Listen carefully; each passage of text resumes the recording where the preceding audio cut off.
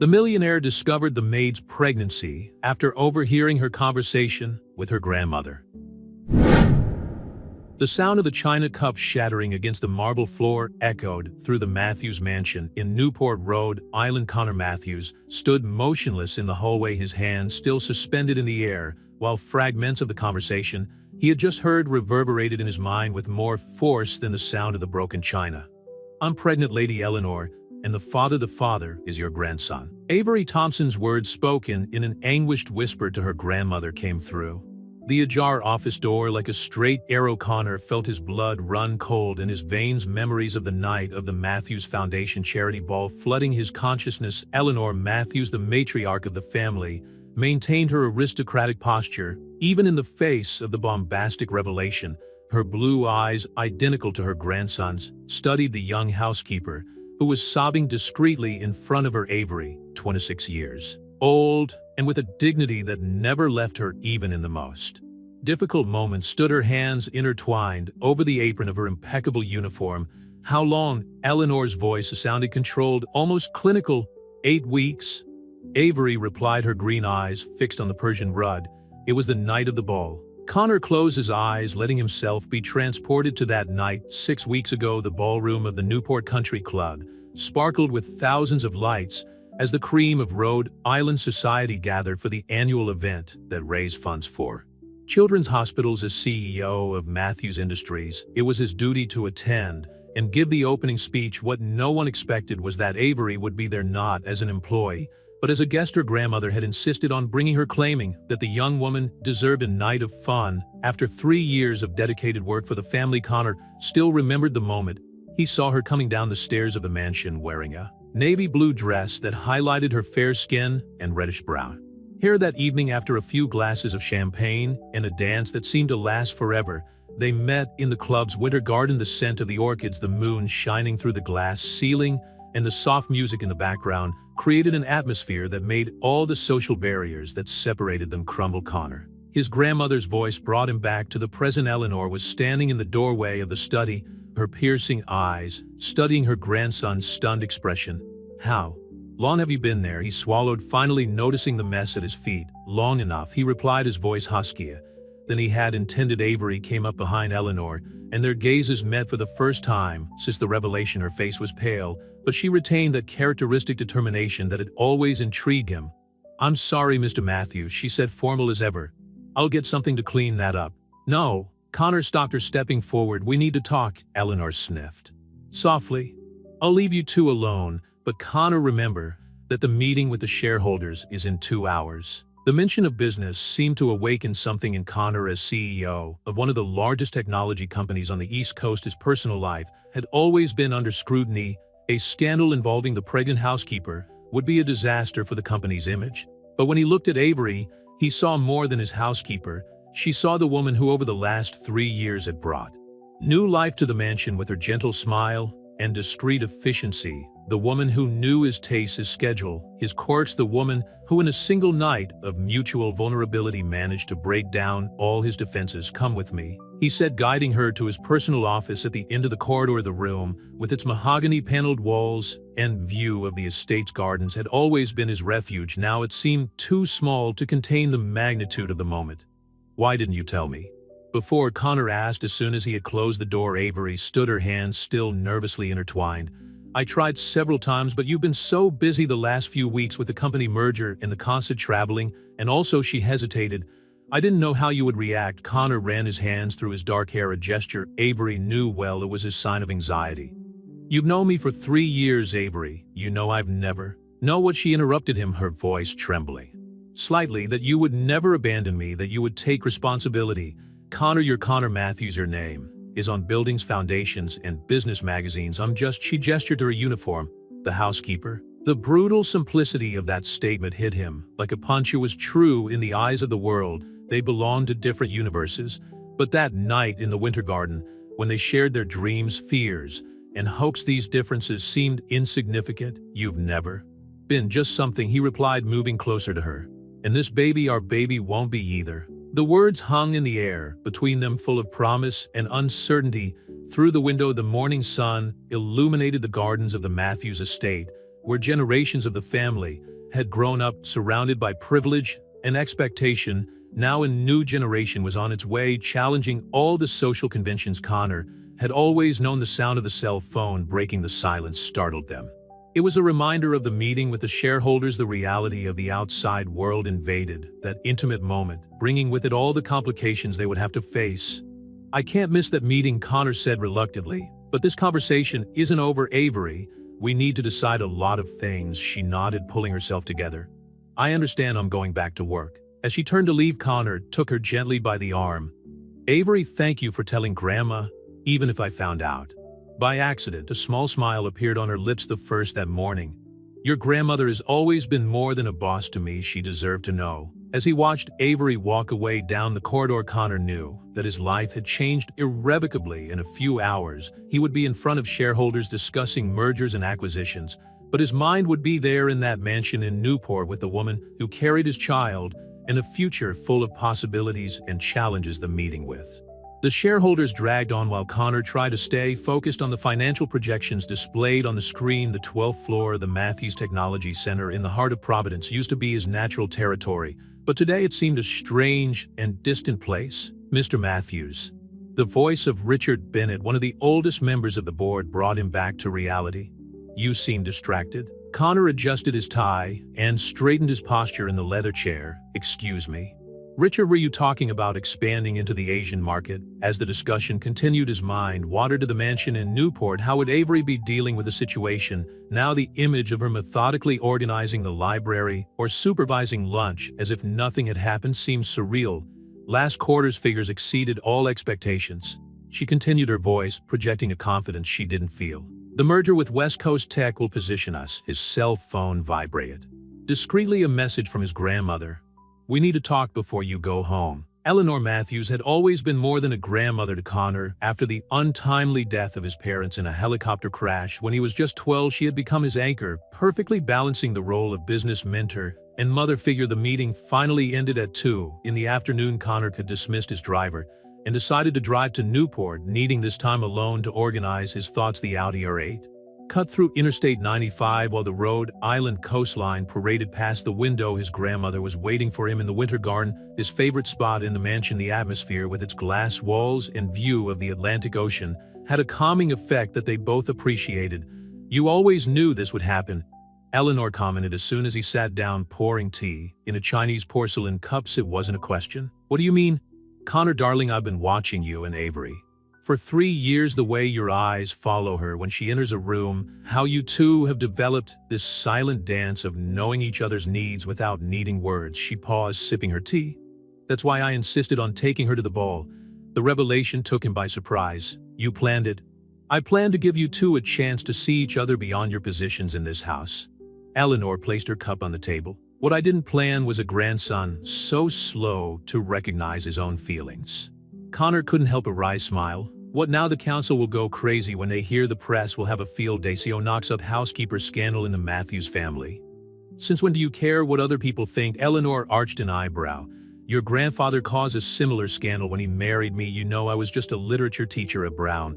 That was a story Connor had never heard. "Was Grandpa CEO when he met you?" "He was, and he stood up to the board, society, and his own family for me." She smiled at the memory. "Do you know what he said to me? Some people spend their whole lives building fortunes, but few find real treasure." The sound of footsteps in the hallway interrupted the conversation. Avery came through the door from the conservatory, carrying a tray of freshly baked cookies. Seeing Connor, she hesitated briefly. "Sorry, I didn't realize you were talking." "Come in, dear," Eleanor gestured. "Actually, I was just leaving. I have a meeting with the hospital committee." She stood up with her characteristic elegance. "You two have a lot to talk about." When they were alone, the aroma of cinnamon cookies, Connor's favorite, filled the room. It was a detail so typical of Avery, always attentive to his preferences. "How was the meeting?" she asked, arranging the cookies on a plate. "Productive." Connor watched her, noticing for the first time a slight change in her profile. Or maybe it was just his imagination now that he knew about the pregnancy.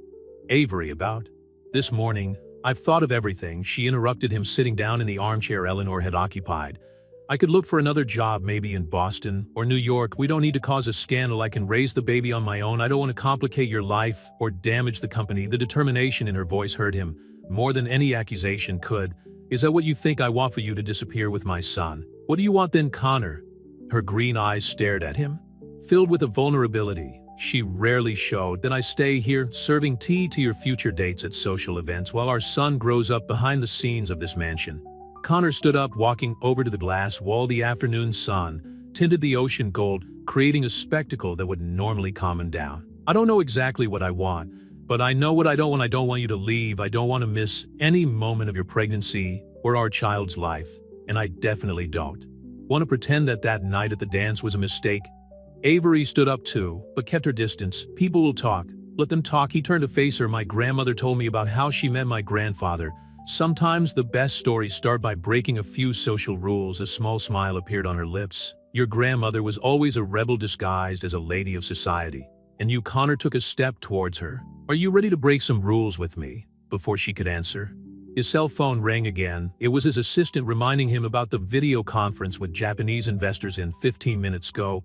Avery said softly, "We have time to figure this out." As Connor made his way to his office in the mansion, he realized that for the first time since the morning, he felt truly hopeful. The road ahead would be complex, but something in his heart told him that it would be worth every challenge. The news of Avery's pregnancy spread through the Matthews mansion like a persistent whisper. The senior staff exchanged meaningful glances in the corridors while Connor noticed the subtle changes in the behavior of everyone around him. The housekeeper continued to carry out her duties as efficiently as ever, but there was a new tension in the air, especially when the two of them met a week after the discovery. Connor was in his office at the mansion when he received an unexpected call from Victoria Sinclair, editor-in-chief of the Providence Business Journal. "Mr. Matthews, it has come to our attention that there is a delicate situation involving a member of your resident staff." Victoria's soft voice carried a veiled threat.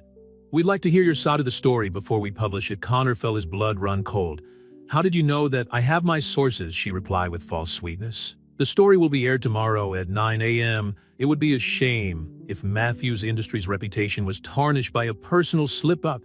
After hanging up, Connor pressed the intercom. "Susan, cancel my afternoon appointments, and please have Avery come to my office immediately." A few minutes later, Avery entered the room, his uniform as impeccable as ever, but with dark circles under his eyes that showed he'd had a bad night's sleep. "You called, Mr. Matthews?" "Stop it," Connor said, wiping his hands across his face. "You don't have to go back to the formal treatment the press found out about us." Avery paled, leaning back in the nearest chair. "How?" "Victoria Sinclair from the Providence Business Journal. Someone must have leaked the information." He stood up, walking over to her. "We need to get ahead of this." "What do you suggest?" Before Connor could answer, Eleanor entered the office without knocking. "I already know everything, Victoria. Just call me, trying to get some explosive statement out of me." The Matthews matriarch sounded more determined than worried. "Both of you sit down. We need to work out a strategy." "Grandma, can't we just hush this up?" Connor asked, even though he knew the answer. "Hush it up? That's exactly what Victoria wants us to try and do." Eleanor smiled cunningly. "No, my dear, we're going to do something much better. We're going to control the narrative." Avery watched the interaction between grandmother and grandson with apprehension.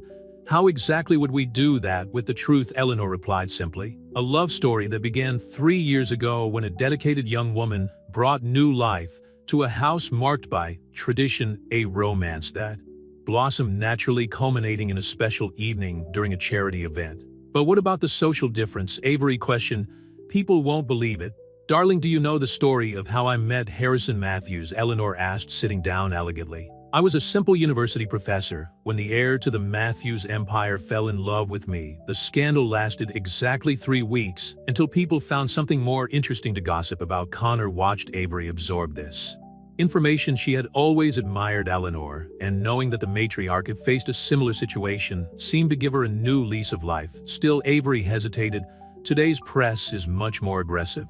That's why we need to act first," Connor interjected. "We can give an exclusive interview to another outlet, someone more respectable than Victoria Sinclair." Eleanor already had her phone in hand. "Leave it with me. Catherine Morrison from New England Lifestyle magazine owes me a few favors. She'll do an elegant and respectful profile." While Eleanor made the call, Connor approached Avery. "Are you okay with this? Do I have a choice?" she asked, a half smile on her lips. "At least this way we can tell our story our way." "Our story," Connor repeated softly. "I like the sound of that." Eleanor hung up the phone with a satisfied smile. "Catherine will be here in an hour. She suggested we do the photos in the winter garden with the sunset in the background." Pictures Avery's eyes widened. But I'm in uniform.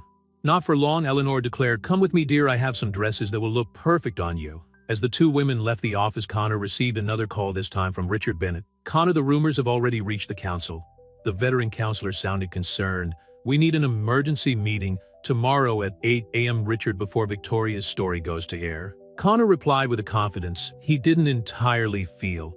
I have something important to tell everyone. When he hung up, he found his grandmother standing in the doorway. The council? Yes, but for the first time I'm not worried about what they think. Connor smiled.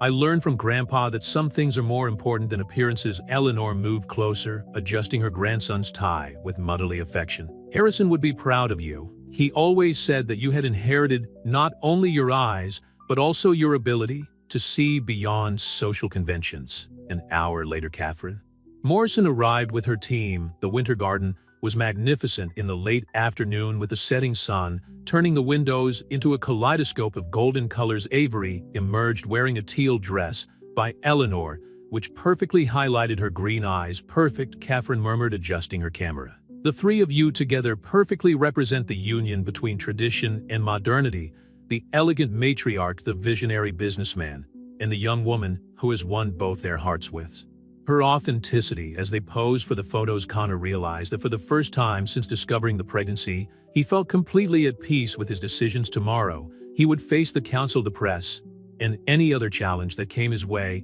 But at that moment, with Avery by her side and her grandmother smiling proudly, she knew she was exactly where she should be. Tell me how it all started, Catherine asked, sitting down with her notepad. Connor and Avery exchanged a complicit glance. Before beginning their story, sometimes the biggest scandals turn into the most beautiful love stories. The next morning, the Matthews Industries office was buzzing with the nervous energy that precedes big events. Connor arrived at 7:30, determined to face the board with the same dignity his grandmother had shown decades ago. Good morning, Mr. Matthews. His assistant Susan Parker greeted him with a strained smile. The meeting room is ready and all the board members have confirmed their attendance. Connor nodded, adjusting the burgundy tie Avery had chosen for him. That morning, the simple domestic gesture had taken on new meaning now that their relationship was about to go public. The Catherine Morrison story is now online, Susan informed him, handing him a tablet. It's surprisingly positive. The article, entitled Love Beyond Conventions, the Matthews news story, occupied the front page of New England Lifestyle magazine. The photos perfectly captured the essence of who they were: a modern family defying expectations. The main image showed Connor and Avery in the Winter Garden with Eleanor sitting elegantly between them, the three of them smiling with genuine happiness. Mr. Matthews, Richard Bennett intercepted him in the hallway. Can we talk before the meeting? Connor followed him into a private room. Richard, who had worked with his grandfather for 2 decades, looked more concerned than disapproving. I read the story. I must admit it was a smart move to get ahead of the tabloid press. It was my grandmother's idea, Connor replied, pouring himself a cup of coffee. She always knew how to deal with public opinion better than any of us. Yes, Eleanor was always exceptional at it. Richard paused. Connor, do you understand that some council members will question your judgment not because of the relationship itself, but because of how it might affect the company's image? Like it did when my grandfather married a university professor. Richard smiled slightly. Touché, but those were different times. Today, with social media, today we have more tools to tell our story our way. Connor interrupted him. And I'm not asking the council for permission, I'm just communicating a personal decision that has already been made. At 8 a.m. sharp, Connor entered the boardroom. 12 faces stared at him with expressions that ranged from curiosity to concern. On the main screen, the New England Lifestyle magazine article was projected. Ladies and gentlemen, Connor began his voice firm. I imagine you are all aware of the recent events in my personal life. Before Ms. Sinclair publishes her sensationalized version, I'd like to share a few important facts. For 40 minutes, Connor explained his history with Avery, emphasizing her professional competence, her integrity, and the mutual respect that had always existed between them. He spoke about the pregnancy with restrained pride, making it clear that he would take on all the responsibilities with joy. But what about the company shares? Margaret Wells, one of the more conservative board members, asked. Have you checked how the market is reacting? In response, Connor projected a graph. Our shares are up 2% since the Morrison story was published. The public is responding positively to the transparency and the genuine love story. Love? Margaret arched an eyebrow. Yes, Margaret, love. Connor leaned across the table. The same kind of love that made my grandfather defy this very council 40 years ago. And do you know what happened? The company thrived because customers and investors respect leaders who are authentic and human. The silence that followed was interrupted by Connor's cell phone. It was a message from Avery. First appointment scheduled for 2 p.m. Want to come with me? His smile as he read the message must have been telling, because Richard sniffled softly. I think we've discussed enough for today. Connor has other important commitments. As the counselors left, some offering discreet words of support, Connor replied to the message. I wouldn't miss it for the world. In the office of Dr. Rachel Anderson, one of Rhode Island's leading obstetricians, Connor held Avery's hand as they watched the first ultrasound image of their son. Everything is perfectly normal, the doctor smiled, pointing to the small shape on the screen. Do you want to hear the heart? The rhythmic, accelerated sound filled the room, making Avery's eyes fill with tears. Connor felt something shift inside him, an absolute certainty that all the battles he had faced that morning and all the ones yet to come were worth it for this moment. I think he's got his groove on, Avery joked, squeezing Connor's hand. Leaving the office, they found some photographers waiting. Victoria Sinclair's story had been published, but its impact had been minimized by the positive story Eleanor had helped build. Would you like some lunch? Connor asked, ignoring the flashes. I know a quiet place downtown. Actually, Avery hesitated. Your grandmother invited me to a special tea. I think she wants to show me some family albums. Connor smiled, imagining his grandmother sharing stories of the time when she herself had defied social conventions. Eleanor was in her own unique way passing the baton to the next generation of strong women in the Matthews family. In that case, he kissed Avery's forehead gently, not minding the photographers. I'll see you at home later. I have some ideas about changes in your room that I'd like to discuss. Changes? Well, we can't have the future Mrs. Matthews living in the housekeeper's quarters, can we? Avery's beaming smile was all the answer he needed as he watched her get into the car that would take her back to the mansion. Connor realized that some battles aren't really battles at all. They're just necessary steps towards the destiny that has always been waiting for us. The news of Connor Matthews and Avery Thompson's relationship quickly became the most talked about topic in Rhode Island social circles. The contrast between Victoria Sinclair's sensationalist headlines and Kaffir Morrison's elegant narrative created a heated debate about love, social class, and family traditions at the Matthews mansion. Avery tried to maintain her normal routine, even as significant changes were taking place around her that morning. While overseeing the organization of the master bedroom, which she would soon share with Connor, she found an old box of photographs hidden in the back of a closet. You found the treasure, Eleanor commented quietly, appearing in the doorway. Harrison kept those photos like holy relics. Avery watched the matriarch approach with her characteristic elegance, noticing how her eyes sparkled at the sight of the old photographs. Are they from the beginning of your relationship? Some of them are. Eleanor sat down in the armchair by the window, beckoning Avery to join her. Look at this one. It was taken the day Harrison officially introduced me to Newport society. The yellowed photograph showed a young Eleanor radiant in a cocktail dress next to a surprisingly informal Harrison Matthews, both laughing at something out of frame. The official photographer was horrified by our lack of composure. Eleanor laughed softly, but Harrison always said this was his favorite photo because it captured our true essence. You look so happy, Avery observed, unconsciously stroking her still, imperceptibly modified belly.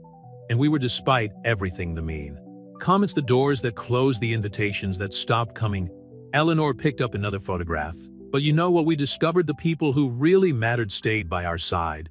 The sound of footsteps in the hallway announced the arrival of Connor, still in his business suit. Family reunion without me. We were just having a history lesson. Eleanor smiled, showing the photographs to her grandson. Memories of another time when the Matthews scandalized society. Connor sat on the arm of the armchair, where Avery was, her familiar scent bringing immediate comfort. How was your day? He asked softly. Quiet, all things considered. Avery hesitated before continuing. I did get some interesting phone calls, though. What kind of calls? Connor frowned. 3 magazines wanting exclusive interviews, 2 morning TV shows, and she bit her lip and offered to write a book on how to conquer a billionaire. Eleanor couldn't hold back a laugh. Oh dear, wait until the invitations to charity events start arriving. Suddenly, everyone will want the inspiring story of the housekeeper who won the CEO's heart at their dinner parties. We don't have to accept any of that, Connor assured her, noticing Avery's discomfort. In fact, Eleanor interjected, I suggest we strategically accept a few invitations. The Children's Hospital Summer Ball, for example, would be perfect for your first official appearance as a couple. Avery looked at Connor for guidance as he smiled encouragingly. It would be appropriate considering it was at a charity event that it all began, and this time Eleanor added with a mischievous twinkle in her. You don't have to hide in the winter garden. The blush on Avery's cheeks made Connor laugh. Grandma, did you know the whole time? Honey, I may be old, but I'm not blind. Besides, it was my idea to put those special orchids in the garden. That night perfume always had an interesting effect on people. The matriarch's confession provoked laughter in all three of them, breaking any remaining tension. The moment was interrupted by Mrs. Sullivan, the cook, announcing that dinner was served in the traditionally formal dining room. There was a different atmosphere. That evening, Avery for the first time sat next to Connor, no longer as an employee, but as part of the family. The subtle but significant change did not go unnoticed by the house staff. We need to discuss the engagement party, Eleanor commented casually between bites of grilled salmon. Connor almost choked on his wine. Grandma, we haven't even— Oh, please, Eleanor interrupted him with an elegant gesture. Don't tell me you haven't been carrying that ring of your great-grandmother's in your pocket for days, waiting for the perfect moment. It was Avery's turn to almost choke as Connor cast an exasperated glance at his grandmother. How do you always know everything? Years of practice, dear, years of practice. Eleanor smiled with satisfaction. Besides, I saw you going through the office safe last night. Avery looked between the two of them, her heart racing. What ring? Connor sighed, surrendering to the moment. This wasn't how he'd planned to propose, but his grandmother always had a knack for speeding things up. Rising from his chair, he knelt beside Avery, pulling a small velvet box from his jacket pocket. I was hoping for a more private moment, but he opened the box, revealing a delicate platinum ring with a rare blue diamond. Avery Thompson, would you do me the honor of officially becoming a Matthews? The tears in Avery's eyes reflected off the chandelier lights as Eleanor discreetly signaled for the staff to leave the room, giving the couple privacy. Yes, Avery whispered, her voice laced with emotion. Yes, I do. As Connor slid the ring onto his fiancée's finger, Eleanor watched the scene with satisfaction. Once again, true love had proved stronger than social conventions in the Matthews family. The front page of the Providence Journal featured a photo of Avery's engagement ring with the headline, "The ring that defied tradition, the story behind the Matthews jewel." The surprisingly respectful article detailed the history of the rare blue diamond that had belonged to Connor's great-grandmother and now adorned the finger of a former housekeeper. I can't believe Victoria Sinclair wrote something positive, Avery commented over breakfast, leafing through the paper while munching on toast with strawberry jam.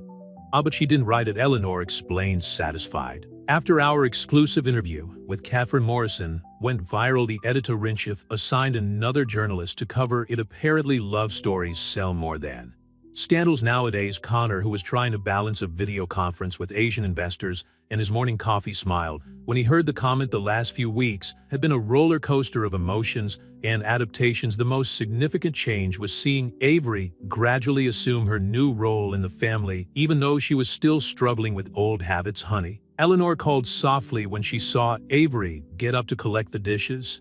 Let Mrs. Sullivan take care of that. We have a meeting with the event planner in an hour. Sorry, Avery blushed slightly, force of habit. Speaking of habits, Connor interjected, turning off his laptop.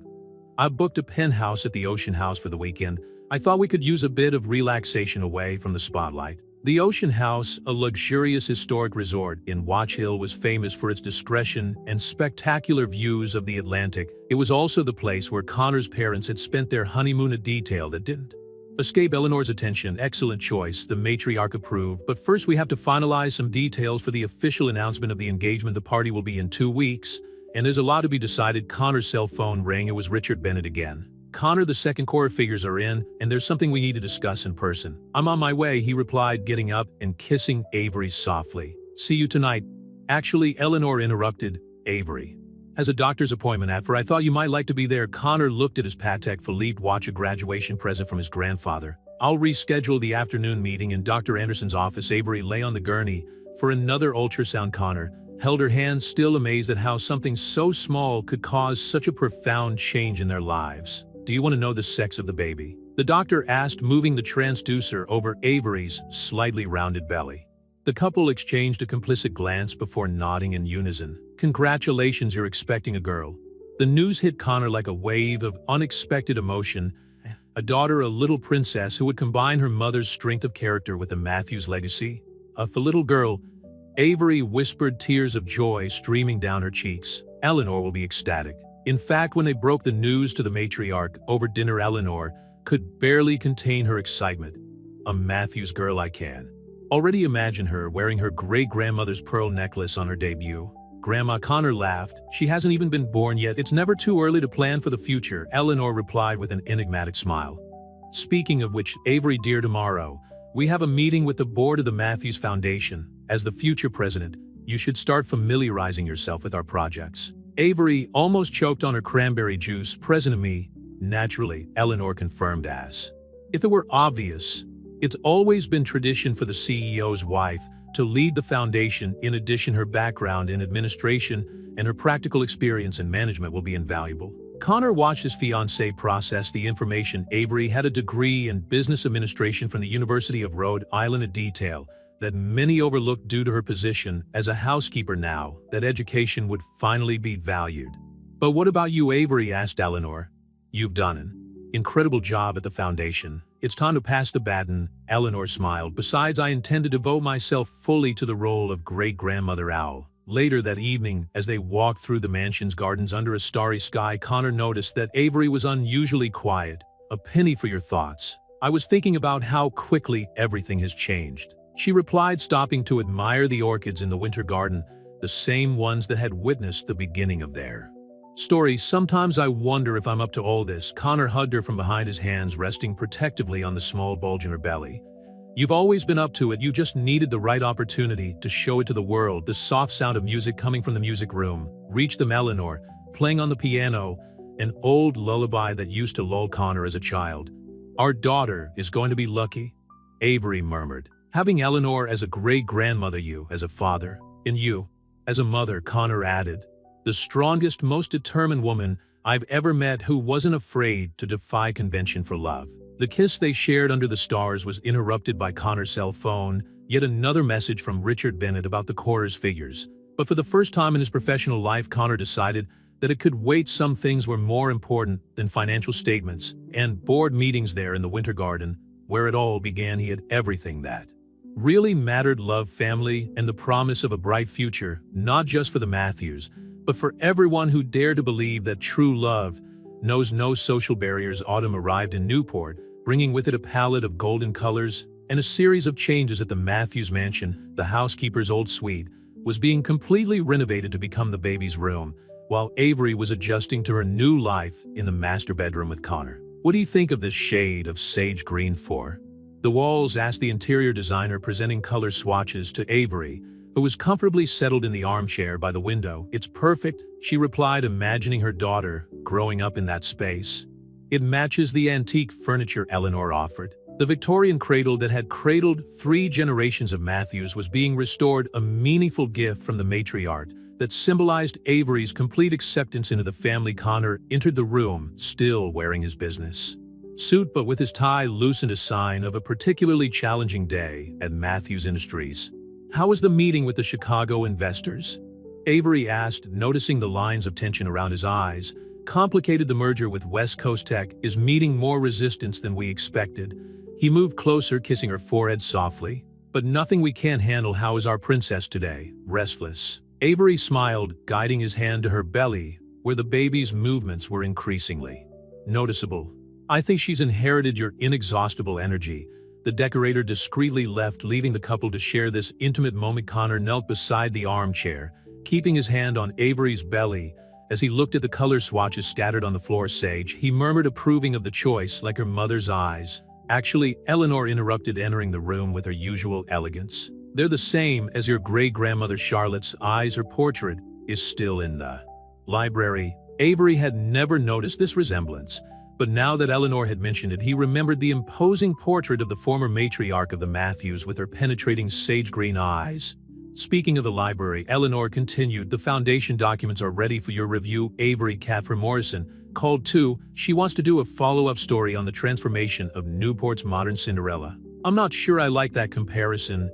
Avery frowned. It makes it sound like I was looking for a Prince Charming when in fact you were too busy keeping this house running to even think about romance. Connor added, a mischievous smile on his lips. Until I came along, of course. until your grandmother conspired to bring us together. Avery corrected, exchanging a complicit glance with Eleanor. Dinner that night was served in the winter garden, taking advantage of one of the last warm nights of fall. Mrs. Sullivan had prepared a special feast to celebrate the success of Avery's first meeting as the future president of the Maid'S Foundation.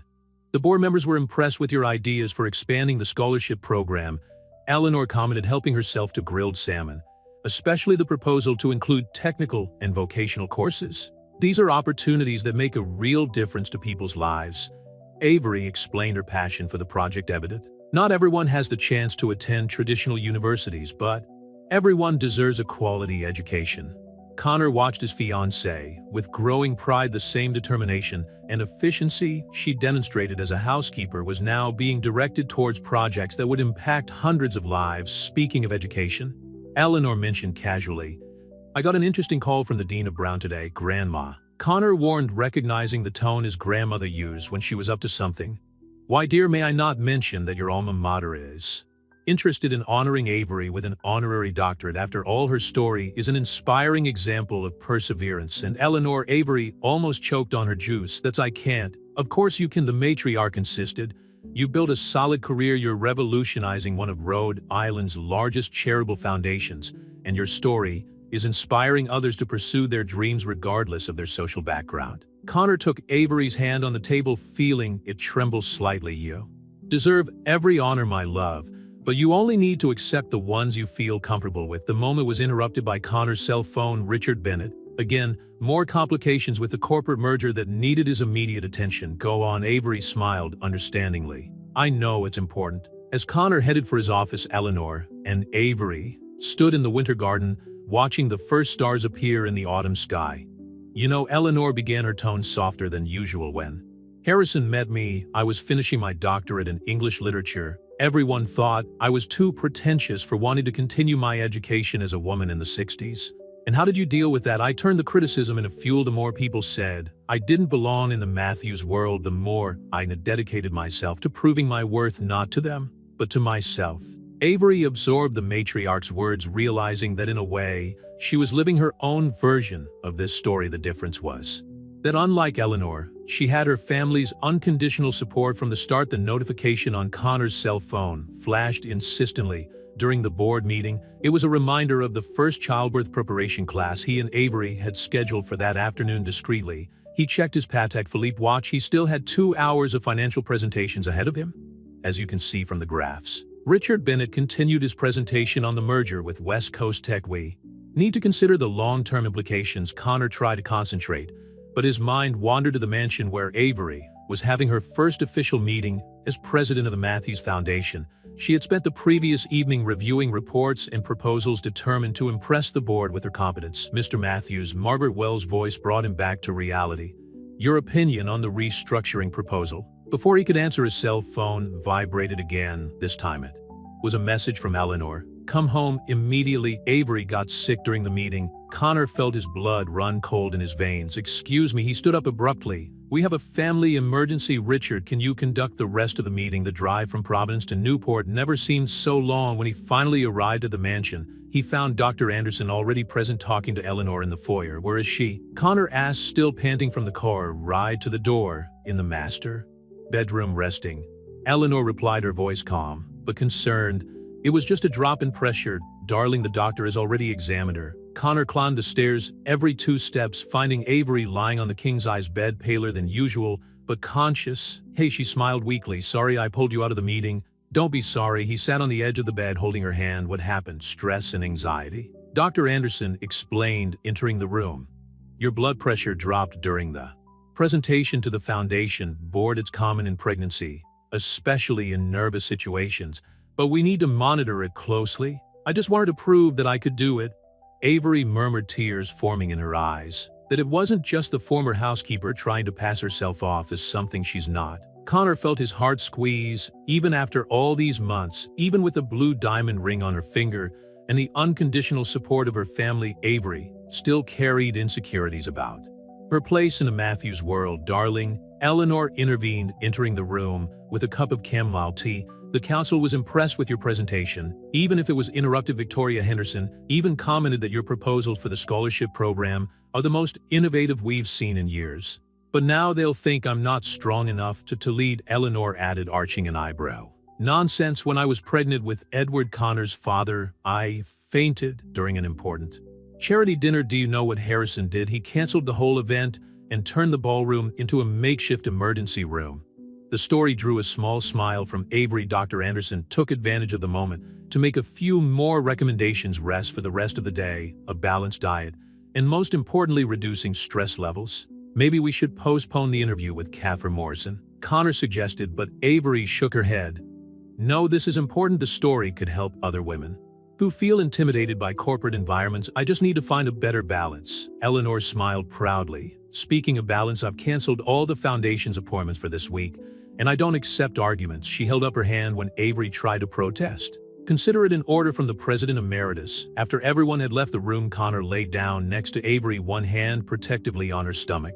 "You don't have to prove anything to anyone," he whispered. "You've already earned your place, not only in the family, but in the hearts of everyone who really matters." "It's hard sometimes," she admitted, snuggling against him, "when I hear the whispers at social events or see the headlines in the tabloids." "Hey," Connor interrupted her gently. "Remember what we found out with that first Catherine story? People love our story not because it's scandalous, but because it's real, because it shows that true love still exists, even in a world so divided by social class." The sound of footsteps in the hallway announced the arrival of Mrs. Sullivan with a tray of homemade soup, the same recipe that Avery used to order when a family member was ill back in the days when she was housekeeper. "Some habits never change." Avery smiled, recognizing the affectionate gesture. "And they don't have to," Connor replied, helping her to sit down. "It's the sum of all your experiences that makes you the extraordinary woman you are today." As she savored the familiar soup, Avery reflected on how her life had changed in less than a year, from housekeeper to the future Mrs. Matthews, from employee to president of an important foundation. But more significant than the titles were the bond she had built with Connor, with Eleanor, with the entire Matthews family. The first snow of December was covering the gardens of the Matthews mansion when Catherine Morrison arrived for the promised interview. Avery, recovering from the scare of weeks ago, welcomed her into the office that once belonged to Eleanor, a symbolism that did not go unnoticed by the journalist. "The last time we met, you were beginning your transition from housekeeper to bride," Catherine commented, preparing her tape recorder. "Now, in addition to being the future Mrs. Matthews, you're the president of the foundation. What's it been like dealing with so many changes?" Avery unconsciously adjusted the navy blazer that covered her 6-month belly. "Honestly, it's a daily challenge, but I've learned that change doesn't mean abandoning who you are. It means expanding your horizons." The conversation was interrupted by Eleanor, who entered carrying a folder of documents. "Sorry to intrude, but I thought you might like to see this, Avery. The board unanimously approved your proposal for the new vocational training center." The news made Avery's eyes light up. The training center was her most ambitious project, a space that would offer technical and vocational courses for low-income young people, with a special focus on single mothers. "That reminds me," Catherine observed, taking notes, "that you yourself come from a humble background. How does this experience influence your vision for the foundation?" "I think my background gives me a unique perspective," Avery replied, exchanging a meaningful glance with Eleanor. "I understand both the difficulties of those who need help and the complexities of running an organization of this size. It's like being a bridge between two worlds." The sound of hurried footsteps in the corridor heralded the arrival of Connor, still in his business suit, but with a beaming smile on his face. "Sorry to interrupt, but I needed to share the news. The merger with West Coast Tech has been approved." The atmosphere in the room changed instantly. Eleanor applauded discreetly while Catherine made frantic notes on her pad. Avery, however, noticed something else in Connor's eyes. There was not only professional satisfaction there, but also a particular glow that she knew well. "There's something else, isn't there?" she asked, recognizing that look he had when he was planning a surprise. Connor approached, taking her hands. "The merger approval means we'll need to spend more time on the West Coast. I thought we could use this as an opportunity for something special." "How special?" Avery tilted her head, curious. "Like getting married in Big Sur, just as the closest family with the Pacific as a witness." He smiled, noticing the astonishment in her eyes. "No pressure from Newport society, no sensationalist headlines, just us celebrating our love in our own way." Catherine Morrison seemed on the verge of exploding with journalistic enthusiasm, but kept her professional composure. Eleanor, on the other hand, didn't hold back a knowing smile. "It was my suggestion," the matriarch admitted. After the scare with your pressure, I realized that we needed to rethink the big celebration that was being planned here besides. She added with a mischievous twinkle in her eye. Harrison and I are also getting married away from the Newport spotlight. Avery felt tears forming in her eyes. Damn pregnancy hormones. But what about tradition, the social commitments? The only tradition that matters is that of true love, Connor replied, gently wiping a tear from her cheek. And as for social engagements, well, we can have a formal reception when we get back. Catherine, who had discreetly turned off her recorder, sniffled softly. Perhaps we should continue the interview another day. You seem to have a lot to plan. No, please stay. Avery insisted, pulling herself together. This is also part of our story, isn't it? How we're redefining what it means to be a Matthews family in the 21st century. The journalist smiled, turning her recorder back on. So tell me more about Big Sir. How did this idea come about? Connor sat next to Avery on the sofa, one hand resting protectively on her stomach.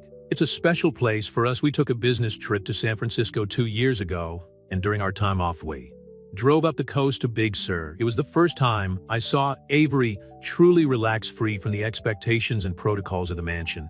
I remember, Avery smiled at the memory. You insisted on stopping at every viewpoint to take pictures even though you were late for a video conference.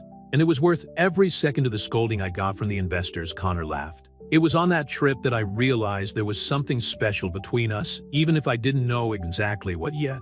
Eleanor watched the couple interact with obvious satisfaction. As matriarch of the Matthews, she had always known that tradition needed to evolve in order to survive. Seeing her grandson, in Avery, finding their own way, honoring the essence of the family, while creating their own traditions was more rewarding than any social event could be. So Catherine continued, when is this intimate wedding in Big Sur? In 2 weeks. Connor replied, surprising everyone in the room. I've already made all the necessary arrangements. I was just waiting for the right moment to propose the idea. 2 weeks, Avery's eyes widened. But what about the preparations? Everything's ready, Eleanor interjected with a conspiratorial smile, including your dress adapted to accommodate our little treasure, of course. Avery looked around the room at the 3 people who had transformed her life in such profound ways: Connor, her love, and partner; Eleanor, her mentor and second mother; and Catherine, who had helped tell her story to the world in a way that inspired others to believe in modern fairy tales. So, she finally said, a smile lighting up her face, I think we have a wedding to plan in Big Sur. The Big Sur coastline stretched majestically before the window of the Post Ranch and Suite, where Avery watched the sun dip into the Pacific. 2 weeks had passed like a breath since Connor's proposal for an intimate wedding in this magical place. Everything is ready on the deck for the rehearsal, Eleanor announced, entering the room with her characteristic elegance. The celebrant has arrived and Connor is finishing up one last video conference with the transition team from West Coast Tech. Avery adjusted the flowy silk dress that perfectly accommodated her 6-month belly. I still can't believe you guys planned all this in secret. Oh, honey, Eleanor smiled, reaching up to fix a lock of Avery's hair. I learned a long time ago that the best moments in life are the ones we can't completely control. A soft knock on the door interrupted the conversation. It was Catherine Morrison, who had been invited not only as a journalist, but as a family friend. Sorry, but I thought you might like to see this. She showed her tablet where the latest online edition of the Providence Journal displayed a surprising headline: Matthews choose love over tradition, a modern fairy tale. Victoria Sinclair must be furious that she missed the exclusive. Eleanor commented with a satisfied smile. Actually, Catherine revealed, she wrote the story. Apparently our story has made her rethink her approach to social journalism. The sound of familiar footsteps in the corridor heralded the arrival of Connor, who stopped abruptly at the sight of Avery while he whispered, his eyes shining with admiration. Connor, Eleanor protested in false horror. You shouldn't see the bride before the wedding. Technically, he smiled, stepping closer to Avery. That's just the rehearsal. And besides, since when do the Matthews follow conventional rules? The deck of the Post Ranch had been transformed into an intimate and elegant space for the ceremony. Glass lanterns hung from rustic beams, their soft lights competing with the natural spectacle of the sun setting over the Pacific. Only 20 chairs were arranged in a semicircle reserved for close family and hand-picked friends. During the rehearsal, Richard Bennett, who had surprisingly become one of the couple's biggest supporters, practiced his speech, his best man. I knew Connor Matthews first as a business prodigy. He began, but it was through Avery that I saw him truly become a leader. Mrs. Sullivan, who had insisted on traveling to Big Sur to personally oversee the wedding menu, discreetly wiped away a few tears as she watched the rehearsal for her, who had known Avery as a determined young governess. Seeing her transformation was especially moving after the rehearsal, as the last rays of sunlight painted the sky pink and gold. The small group gathered for an informal dinner on the restaurant's veranda. Connor raised his glass of sparkling water in solidarity with the pregnant bride. Tradition would have me give a long speech about responsibilities and expectations. He began looking directly at Avery. But our story has never been about following traditions, has it? It was about creating new ones, new beginnings. Avery added softly, a hand resting on her belly where her daughter was actively moving. Eleanor watched the scene with watery eyes, the blue diamond ring on her finger identical to the one Avery wore sparkling in the lantern light. Harrison would love to see this, she commented to Catherine, who continued to discreetly document every moment. He always said that the Matthews' true legacy wasn't in the buildings or the bank accounts, but in the ability to recognize true love when it appears. The evening progressed with soft conversations and genuine laughter. The sound of the Pacific waves provided a natural soundtrack as stories were shared and memories were created. This time tomorrow, Connor whispered in Avery's ear as they danced slowly under the stars. "You'll officially be a Matthews." "I already am," she replied, leaning her head on his shoulder. "The paper will only make official what our hearts already know." Eleanor, watching the couple from the balcony, smiled as she saw how her family had evolved from a dynasty built on rigid traditions. The Matthews had become a symbol of how love can transcend social barriers and redefine the meaning of legacy. Catherine silently approached the matriarch. "Any regrets about not having the big celebration in Newport?" "None," Eleanor replied without hesitation. "Big Sur is perfect for them. It's wild and elegant, at the same time like their love impossible to contain in social conventions." The sea breeze carried promises of a new dawn, while the stars silently witnessed another chapter in the Matthews story, a story that continued to surprise and inspire, proving that sometimes modern fairy tales began with a determined housekeeper and a CEO who had the courage to follow his heart. Dawn in Big Sur brought with it a soft mist that enveloped the coastal cliffs like a natural veil. In the master bedroom of the Post Ranch in Avery awoke to the sound of the waves and the scent of fresh flowers filling the room. It was his wedding day. "Good morning, dear." Eleanor entered the room, carrying a tray with chamomile tea and gingerbread cookies, the same ones Avery used to prepare at the Matthews mansion. "How are you feeling?" "Surprisingly calm," Avery replied, taking a seat on the king-size bed. Her hand instinctively landed on her prominent belly where her daughter was moving gently.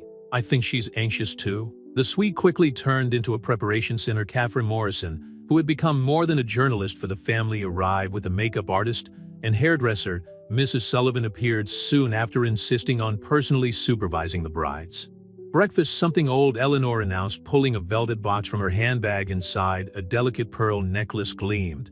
"It belonged to my mother, then to me, and now it's yours." Avery felt tears forming in her eyes as Eleanor gently clasped the necklace around her neck. "It's perfect," she whispered, touching the pearls reverently. "Something new." Catherine approached with a small blue Tiffany box, a gift from the staff of the Matthews Foundation. It was a delicate platinum bracelet with a small key-shaped pendant. "They said it represents how you've opened new doors for everyone." "Something borrowed," Mrs. Sullivan added, handing over a delicate lace handkerchief.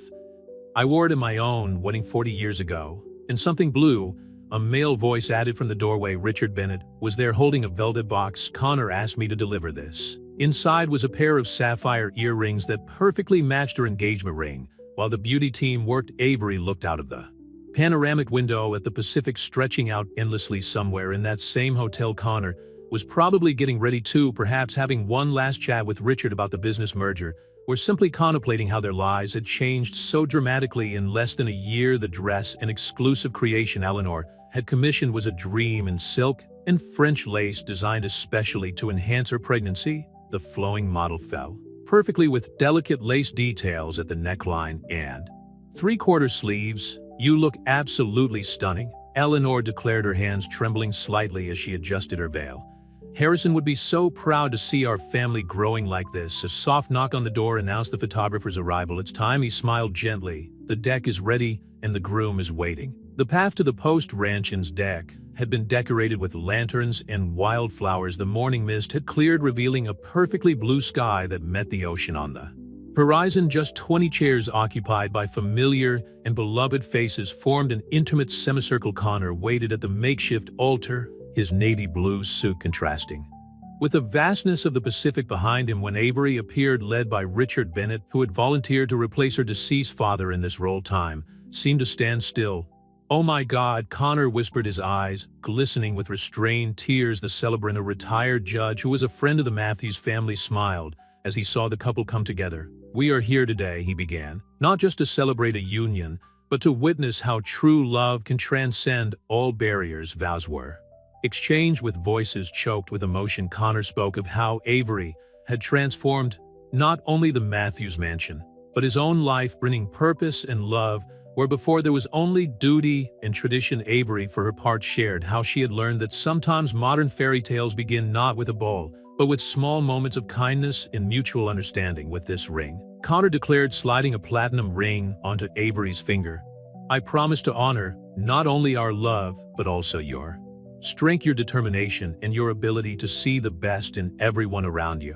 "With this ring," Avery replied, her hands trembling slightly as she placed the ring on Connor, "I promise to be by your side, not only as a wife, but as a partner in every way, building together a legacy of love and understanding." When the judge declared them man and wife, the sound of the Pacific waves seemed to applaud, mingling with the tears and smiles of those present. Eleanor was the first to hug them, followed by Richard, Catherine, and all the other guests who had been part of this extraordinary journey. The reception, after the ceremony in Big Sur, was moved to the Sierra Mar restaurant with its glass walls offering a panoramic view of the Pacific Ocean. Connor and Avery, now officially Mr. and Mrs. Matthews, shared their first dance as a married couple to the sound of "At Last" by Etta James. "You know what's funny?" Avery whispered in Connor's ear as they danced.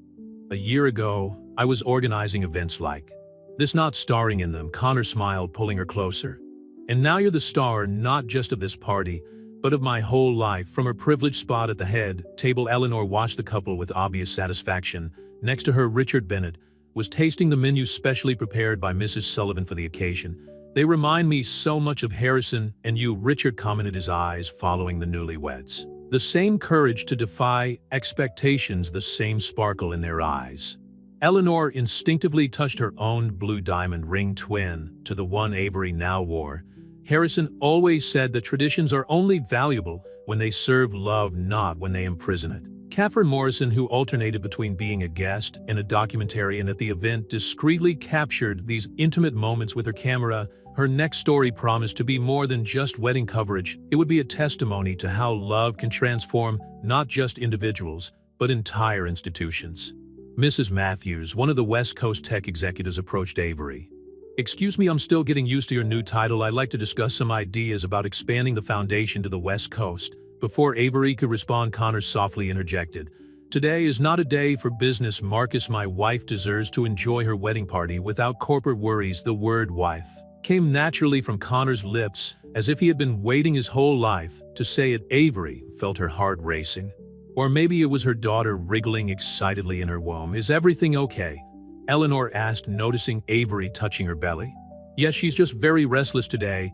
I think she's celebrating too." Mrs. Sullivan approached with a plate specially prepared for the bride.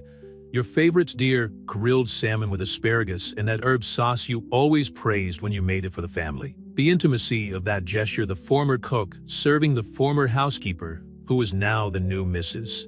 Matthews, did not go unnoticed by the guests. It was a perfect symbol of how the Matthews mansion had become a place where traditional hierarchies gave way to genuine bonds of affection.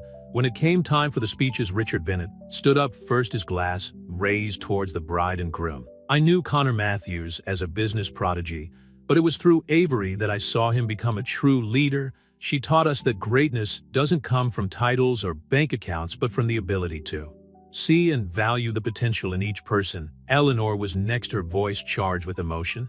"Harrison always said that the true test of a family is not in preserving traditions, but in knowing when it's time to create new ones." Today, the Matthews didn't just gain a new member, we gained a new vision of who we can be. Connor surprised everyone by taking the microphone next. Many here knew Avery first as our housekeeper. They saw her dedication, her intelligence, her ability to make the Matthews mansion run like a Swiss watch. What few knew was that while she was taking care of our home, she was silently transforming our hearts.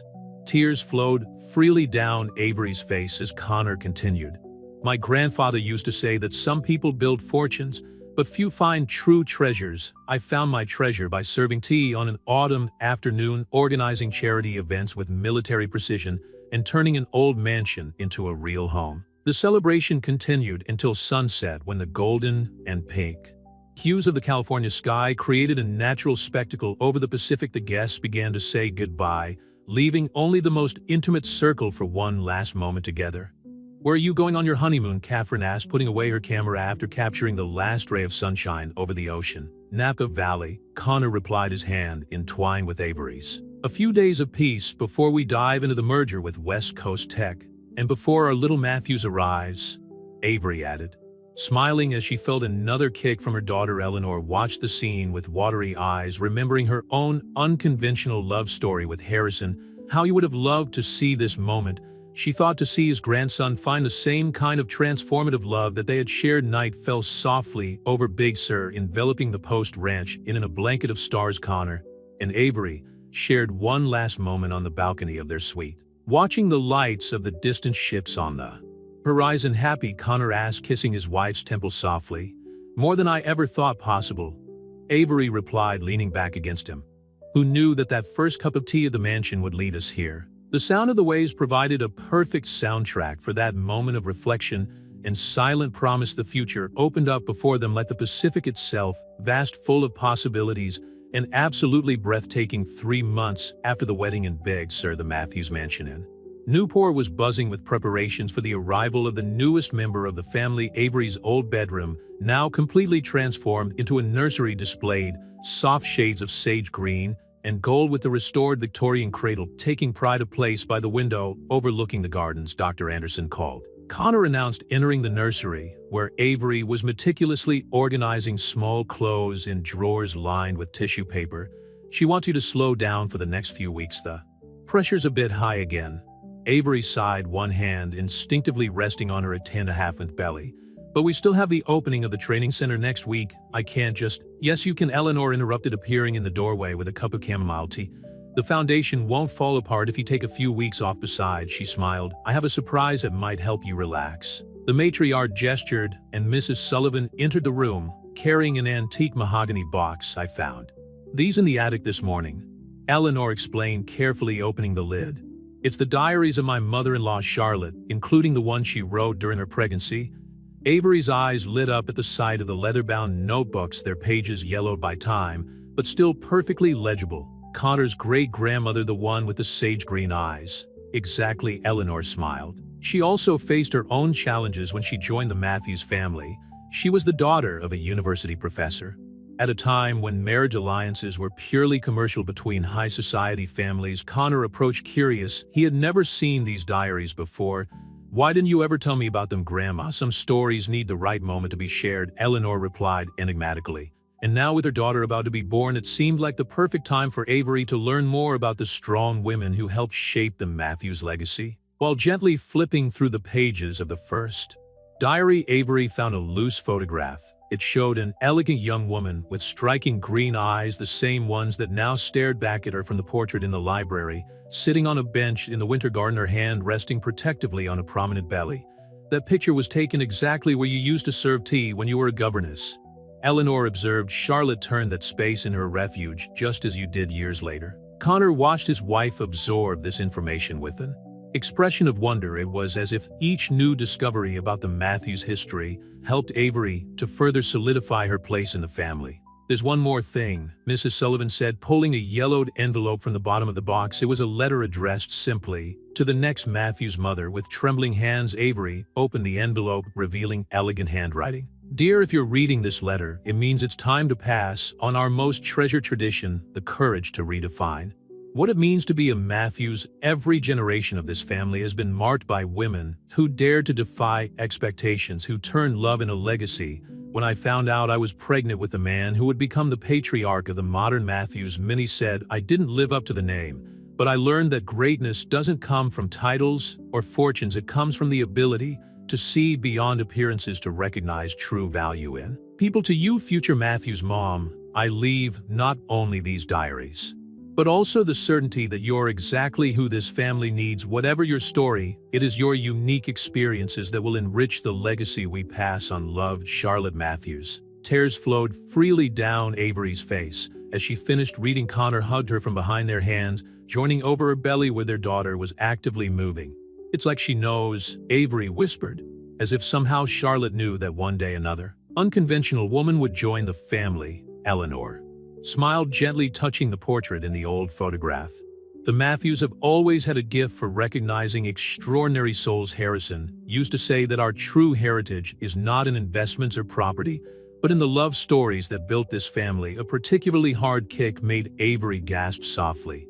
"I think someone is eager to be part of that story too," she smiled, guiding Connor's hand to feel her daughter's movements. "She already is," Connor replied, kissing his wife's temple softly. "Each generation of Mathews brings something new, something unique. Our little Charlotte will be the first to be born to a union that proves true love transcends all social barriers." The name chosen for their daughter, a tribute to the sage greeny great-grandmother who had left a legacy of courage and acceptance, now seemed even more meaningful. It was a bridge between the past and the future, between tradition and change. The moment came on a quiet March evening when the last of the winter flowers still lingered in the gardens of the Mathews mansion. Avery was in the winter garden, rereading Charlotte's diaries, when she felt the first contraction. "Connor," she called quietly, her hand clenching the arm of the Victorian armchair.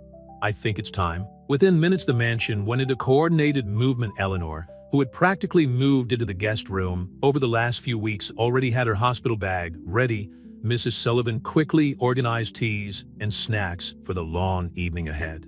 Connor, normally so composed at board meetings, seemed to be the only one truly nervous. "The car is ready," Richard Bennett announced, having arrived in record time after receiving the call. "Kaffir Morrison is also on her way to the hospital. She's promised to keep the press away." Newport Hospital had prepared a private wing for the arrival of the newest member of the Mathews family. Dr. Anderson was waiting for them in the lobby, his familiar face bringing immediate comfort to Avery. "How are the contractions?" the doctor asked as she led Avery into the delivery room. "Every 6 minutes," Eleanor answered before Avery could, her years of experience evident. "And getting more intense." Connor never left his wife's side, whispering words of encouragement and love. As the hours passed, he had managed billion-dollar mergers and navigated corporate crises, but nothing had prepared him for the intensity of this moment. "Remember our first dance at the charity ball?" he murmured between contractions. "Try to distract Avery. You looked so beautiful in that blue dress." "And you," Avery gasped, squeezing his hand, "as nervous as you are right now." Eleanor watched the couple interact with tears in her eyes. It was like watching history repeat itself. Harrison had been equally protective during the birth of Edward, Connor's father. At 3:47 in the morning, with the first signs of dawn beginning to color the Newport sky, Charlotte Eleanor Mathews came into the world with a strong, healthy cry. Dr.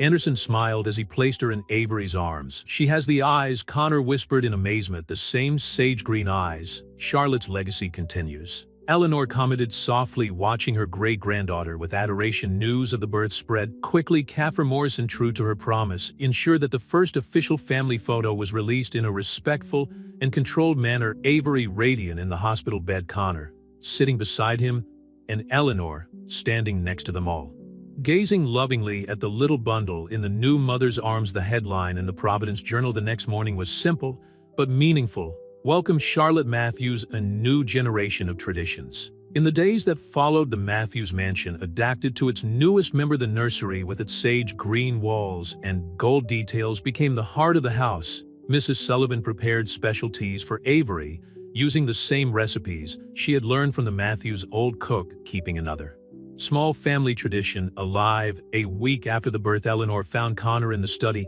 gazing at the portrait of his great-grandmother Charlotte. "Did you know," he said without turning around, "that when Avery was housekeeper, she used to clean this painting herself?" She said there was something about Charlotte's eyes that made her feel connected. "Some souls recognize each other across time," Eleanor replied, placing a hand on her grandson's shoulder. "How do you think Harrison and I met? How did you and Avery meet?" In the winter garden, Avery was breastfeeding Charlotte while reading aloud excerpts from her namesake's diaries. The sunlight, filtering through the glass, created a delicate pattern on the baby's face, who looked up at her mother with those striking sage green eyes. Your great-grandmother would be the first to celebrate how our family continues to evolve, Connor commented, entering the garden with a cup of Avery's favorite tea. A governess who became president of the Maid'S Foundation and mother of the next generation, and who still knows how to make a perfect cup of tea, Avery added with a smile, watching Connor pour the drink exactly as she had taught him so long ago. Eleanor joined them, carrying a small package wrapped in tissue paper. I found this morning, another treasure from the attic. It was a delicate gold bracelet with a key-shaped pendant identical to the one the foundation staff had given Avery. Charlotte wore this, Eleanor explained, showing an old photograph where the jewel was visible on the former matriarch's wrist. She said it represented how love is the key that opens all gates, even those that society insists on keeping closed. As Charlotte fell asleep in her mother's arms, the sun began to set over Newport, painting the sky in shades of pink and gold. The Maid'S mansion, which had witnessed so many stories of love and transformation over the generations, seemed to glow with a special light. To Charlotte, Connor raised his cup in a silent toast. All the Charlottes who came before, and this little one who taught us that the true legacy of the Maid'S is not in titles or fortunes, but in the courage to love without reservation. Avery added, her gaze meeting Connor's with the same intensity as that first night at the charity ball. Eleanor watched the scene with satisfaction, knowing that Harrison would be proud to see how his family had grown and evolved at the Maid'S mansion. The old traditions hadn't been abandoned. They had been transformed by each new generation, enriched by each new love story, and now, with little Charlotte in her arms, Avery finally understood that her journey from governess to Mrs. Maid'S hadn't just been her personal story. It was part of a greater legacy, a tapestry of love and courage that would continue to be woven by future generations.